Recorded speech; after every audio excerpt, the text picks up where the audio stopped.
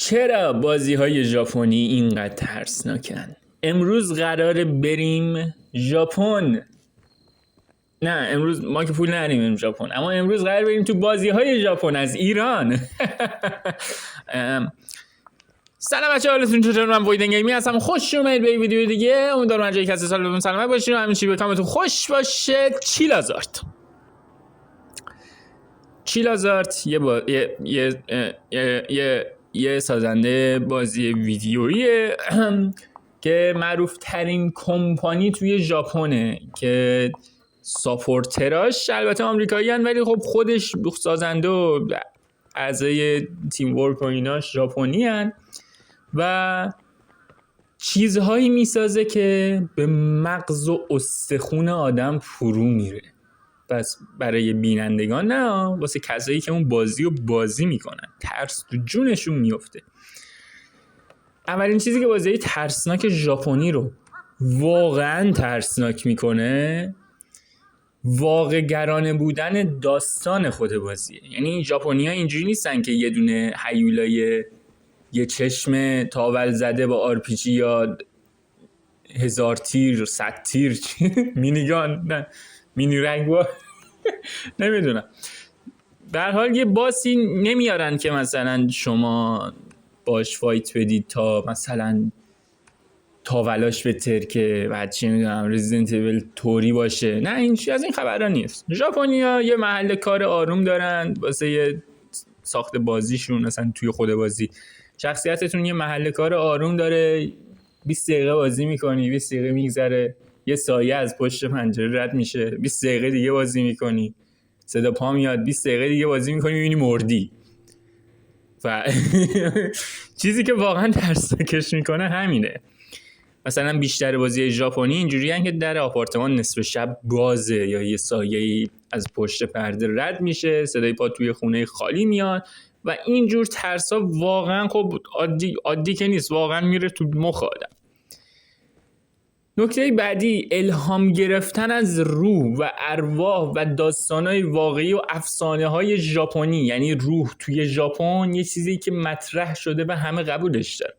روح‌های افسانه‌ای، نه اینکه مثلا روح فریبرز یا گودرز یا مثلا زلیخا یوسف نه اینجور روح‌ها نه. افسانه‌ای مثل یوکای، آنریو، کوشیساکه اونا یا تنگو، اینا چیزایی هن که توی ژاپن خیلی محبوبن و خب یه جورایی ازشون مثل خدا میمونن براشون، مثل بودا مثلا، بت به نوعی چی میگن نمیدونم. این افسانه از بچگی تو داستان مدرسه های اشخاص ژاپنی بوده و خب نمیشه بیرونشون کرد. برای همین بازی سازا بیشتر از این چیزها الهام میگیرن تا مثلا بازیاشون رو بسازن. مثلا یه سایه‌ای میبینید، ما نمیشناسیم طرفو ولی خود ژاپنی‌ها میشناسن، یه سایه از یه روح افسانه‌ای میبینی که مثلا داره میره و بعد خب ما نمیترسیم چون نمیدونیم چیه استوریش، ولی خب اون شخصی که تو ژاپنه واقعا میترسه. نکته بعدی، محیط ساده ولی وحشتناک. یه چیز جالب اینه که محیط بازیتون خیلی لوکس نیست. نه گرافیک عجیب و غریب داره، نه هیولای خیلی بزرگ، همش توی خونه کوچیک، یه راهروی تنگ، 2 طبقه ساختمون یا یه مدرسه قدیمی و همین چیزا ساخته شده که خیلی فضا رو کریپی میکنه. مخصوصا پیکسلی کردن این بازی‌ها که کوالیتی رو میارن پایین و اصلا شما میدونید کیفیت کمه ولی قبول میکنید کیفیت بالاه. همچین چیزی. نکته بعدی، ترس روانی. غربی ها بیشتر از خون و خشونت و مینیگان و آچر فرانسه و هیچکشتی و دید آتشین و از این استفاده میکنن، ولی ژاپنی‌ها میرن سراغ ذهن کاراکتر که همونجوری که گفتم. من چیلازارت رو فقط میخوام مثال بزنم چون معروف ترینش چیلازارته.